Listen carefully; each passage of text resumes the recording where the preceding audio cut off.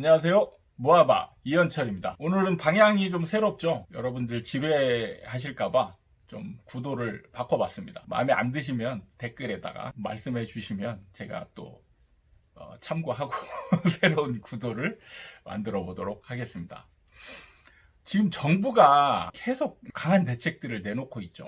속된 말로 지금 정부는 똥줄이 탄 상황이에요. 그도 그럴 게 정말 많은 대책들을 내놓고 이 대책이 그럼 약했냐. 여러분들은 지금 결과론적으로 막 얘기를 하지만 그 당시로 가보면 여러분들이 그 정책에 기대를 걸었었고 전문가들도 그 정책의 효과가 날 거라고 다들 판단을 했었어요. 그만큼 정책들이 강력하지 않은 게 없었어요. 그래서 다들 정책이 나오면 그 정책이 어떤 효과를 낼 것이다 라고 분주하게 이 전망치를 내놓고, 그리고 여러분들은 또 거기에 목매달고 열심히 그 전망치를 지켜봤었죠. 그리고 댓글들 보면 이제 뭐 그런 걸로 인해서 떨어질 거다라는 전망들도 많았어요. 그러니까 여러분들은 결과만 자꾸 보고 얘기를 하지만 과정을 보면 여러분들도 기대를 했었고 전문가들도 기대를 했었고 정부도 기대를 했었어요.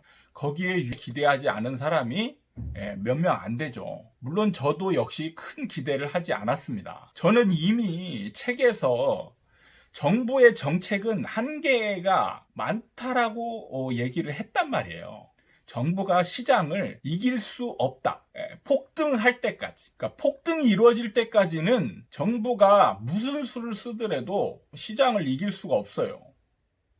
저는 이제 그걸 알고 있기 때문에 굳이 막 정부 정책의 효과, 아니면 뭐 전망치 이런 거를 막 분석해서 내놓아야 되는 필요성을 많이 못 느꼈기 때문에 여러분들은 정부 정책이 나올 때마다 전망치가 어때요? 라고 물어보지만 저는 거기에 어떻게 답변을 해야 될지 어차피 여러분들은 받아들일 게 아니기 때문에 그것 때문에 이제 저도 고심을 했었고, 결과적으로는 시장이 정부 정책을 이기고 지금 계속 상승하는 지금 그러한 모양을 나타내고 있어요. 이게 이제 정부의 딜레마가 이제 생기는 겁니다. 정부는 정말 열심히 노력해서 시장을 잡으려고 했고 잡을 것이다라는 확신을 했었는데 그게 이제 안 되니까 이제부터는 조금 무리수를 두는 경향들이 나타나고 있죠. 이제는 부작용을 고민할 상황이 아닌 거예요,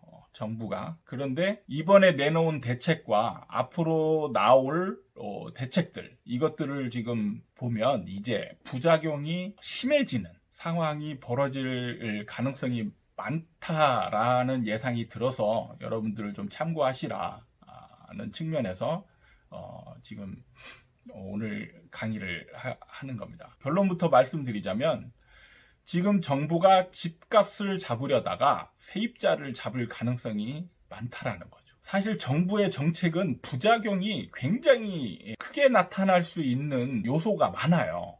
그래서 정부는 그 부작용을 고려해서 정책을 내놔야 돼요. 그러니까 생각보다 여러분들이 좀 약하다라는 측면이 있을 생각이 들 정도로 그런 것들을 고려했기 때문에 그렇게 되는 거예요. 그러니까 예를 들면 박근혜 정부 때 전세난이 엄청 심했어요. 지금 이제 반대 상황인 거죠. 완전히 반대 상황이었어요. 전세난이 엄청 심해서 집값은 이제 조금씩 올라가고 있는 상황이었고, 이런 상황에서 전세난을 잡을 수 있는 방법이 없는 거예요. 그래서 뭘 했냐? 전세 대출을 확대시켜주고 보증보험을 좀 좋게 만들어줬죠. 그러므로 인해서 전세난은 더 심해지고 그 다음에 나타난 부작용이 매매가 상승이죠. 전세난으로 인해서 매매가가 밀려 올라가기 시작하니까 그때 나타난 게 이제 갭 투자 열풍이죠. 그런 상황이 이제 지금까지 연결이 되는 겁니다. 근데 문제는 지금 정부의 정책이 이제 6.17 대책에서 다주택자의 보유세를 엄청 강화시켰죠. 그러니까 다주택자는 이제 무조건 집 팔아라, 이런 겁니다. 근데 여러분들이 좀 알아둬야 될 게 우리나라 전세 공급은 유일하게 다주택자가 담당을 하고 있어요. 이 점을 명심해야 돼요. 다주택자가 유일하게 전세 공급을 담당하고 있다라는 거. 공공 부분에서 전세를 담당하고 있는 게 지금 거의 없어요. 옛날에 시프트라는 게 있었는데 이제 시프트도 거의 없어졌죠. 그리고 시프트도 가격대에 문제가 있고 들어올 수 있는 세입자 제한이 너무 많기 때문에 실질적인 효과를 기대하기에도 어렵습니다. 그런데 만약에 효과가 나서 다주택자가 좀 집을 팔아요. 다주택자가 집 판다고 집값이 떨어질까? 저는 그 부분에도 의문이 많습니다. 다주택자가 집을 판다고 해서 집값이 떨어질 것 같지 않아요. 그러니까 지금 포커스를 잘못 맞추고 있는 거죠. 그런데 이제 부작용은 엄청 커질 상황이죠. 그러니까 정부가 이제 다주택자를 때려잡으면서 전세가 조금 걱정이 되죠. 걱정이 되니까 지금 뭘 하겠다. 지금 임대차 3법을 무조건 통과시키겠다. 지금 이런 의지를 나타내고 있어요. 저는 임대차 3법에 대한 효과, 전망 이런 거는 좀 이번에는 생략하겠습니다. 왜냐? 여기에서 중요한 게 별로 아니에요. 중요한 게 뭐냐면 임대인한테는 어쨌든 규제입니다. 임대인한테는 어쨌든 규제에 속하고 임차인한테는 어쨌든 조금이나마 혜택이 가는 부분이 있어요. 그렇기 때문에 이제 추진하는 것이죠. 전세가 걱정이 되니까 임차인한테 뭔가 혜택을 주어서 이거를 좀 어느 정도 진정을 시켜야 된다라는 측면이 있는 건데, 문제는 규제로 받아들이는 임대인이 방어를 할 것이다라는 거죠. 방어. 어떤 방어를 할까요? 지금 거의 모든 전문가들이 똑같이 얘기하고 있는 게 있어요. 임대차 3법이 시작되기 전에 올리지 못하는 부분, 그거를 미리 선반영시키려고 노력할 것이다. 그런데 이 행위들이 시장에 과연 그대로 먹힐 것인가 안 먹힐 것인가에 대한 부분은 좀 논란이 있습니다. 그러니까 어떤 분들은 이게 효과가 있을 것이다. 그리고 어떤 분들은 효과가 없다라고 팽팽하게 나눠지는 상황이에요. 그런데 정말 둘 다 얘기하는 걸 보면 핵심을 다 비껴나가 있어요. 그냥 이 사람들이 올리려고 하면은 무조건 올라가는 거예요. 네. 아니, 시장을 전혀 모른다는 거죠. 그러면은 사람들이 의지만 있으면 무조건 모든 걸 다 올린다는 얘기 아니에요. 근데 집 가진 사람이 집값 안 올리려고 노력하는 사람이 있습니까? 지금 이거는 아주 그냥 시장의 원리를 아주 무시하는 사람들의 논리예요. 시장 상황에 따라서 이 의도가 먹힐 수도 있고 안 먹힐 수도 있어요.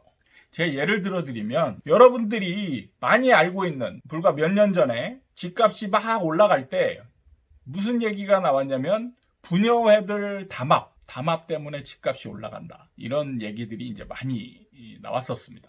담합 행위가 이때만 있었을까요? 떨어질 때 오히려 더 담합하면 좋지 않을까요? 떨어질 때 담합해서 집값을 올리려고 하면 안 떨어질 거 아니에요. 이런 생각은 안 해보셨죠? 네. 여러분한테는 크게 중요한 게 아니기 때문에 이제 이런 생각 자체를 안 하는 겁니다. 분명히 집값 떨어질 때 부녀회들도 담합을 시도합니다. 근데 문제는요, 떨어질 때는 담합이 전혀 효과를 내지 못해요. 시장 상황이 담합을 받아들일 수 없는 상황이기 때문이에요. 담합이 통하는 거는 집값이 올라가고 있을 때 사람들의 마음이 다 오를 것이다 라는 쪽에 다 마음이 모아져 있기 때문에 담합을 딱 시도하면 그래, 이렇게 하면 더 올라가겠지 라는 게 마음이 모아지는 거예요. 모아지는 겁니다. 떨어질 때는 아무리 모으라고 해봤자 아니 내가 지금 급해 죽겠는데 담합해가지고 이게 안 팔리면 나는 어떻게 알아? 뭐 이런 여러 가지 이제 반응들이 나타나는 거예요. 실제로 많이 시도했는데 제대로 된 데가 한 군데도 없습니다. 그거는 왜? 시장 상황에 따라서.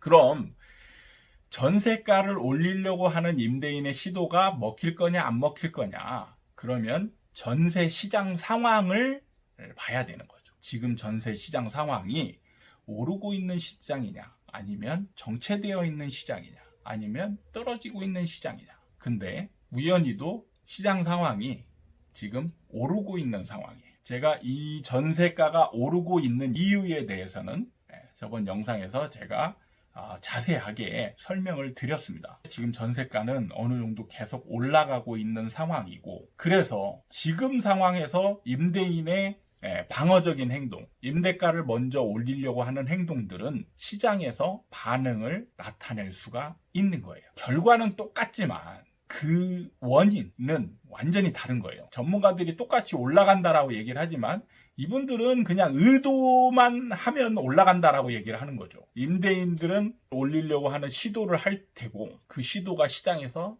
먹힐 거냐. 이 여부는 시장 상황에 따라서 다른데 지금 상황은 그 시도가 먹힐 가능성이 많은 시점이다. 이거죠. 그러면 보세요. 다주택자가 만약에 집들을 팔아요. 그러면 전세 공급이 줄어들겠죠. 전세 공급이 줄어드는데 남아있는 임대인들은 먼저 임대료를 올리려고 시도를 하게 됩니다. 그러면 임대차 3법이 적용되기 전에 이미 이제 전세가가 막 상승해버리고, 문제는 이렇게 되면 이제 급해진 이 임차인들이 집을 찾아 나서는 상황에서 전세난이 벌어질 가능성도 많다라는 거예요.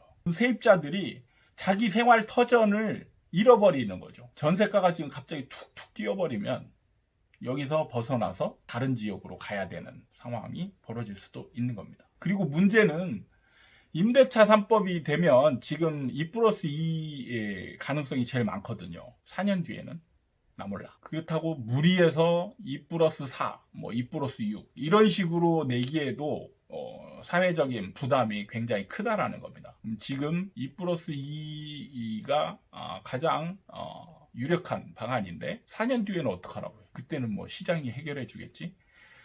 아니, 다주택자를 다 때려잡으려고 하면서 전세 공급이 늘어나야 되는데 늘어나지도 않고 있어요. 그렇다고 정부에서 전세 공급을 늘려주냐? 그것도 아니죠. 지금 정부는 똥줄이 탄 상황에서 자꾸 무리수를 두는 정책을 내고 있는데, 문제는 이런 시장을 정확하게 이해하지 못하는 상황에서 자꾸 무리수를 두면 부작용이 더 커진다는 거예요. 매매 시장도 못 잡고 전세 시장은 더 이제 난리를 치게 되고, 자꾸 부작용이 일어나서 지금 시장을 더 혼탁하게 만들어버리는 상황을 만들 수도 있다. 걱정되는 부분이에요. 정부가 지금 제일 반성해야 되고 지금 급하게 해야 될 게 공부부터 해야 되는 거예요. 물론 늦었지만 앞으로도 똑같습니다. 지금 우리나라에 제대로 된 부동산 전문가가 한 명도 없어요. 교수들도 그렇고 부동산 전문가라 지칭하는 사람들도 그렇고 아주 기본적인 시장을 모르고 있어요. 그 얘기를 이렇게 듣다 보면 참 한심스러울 때가 많아요.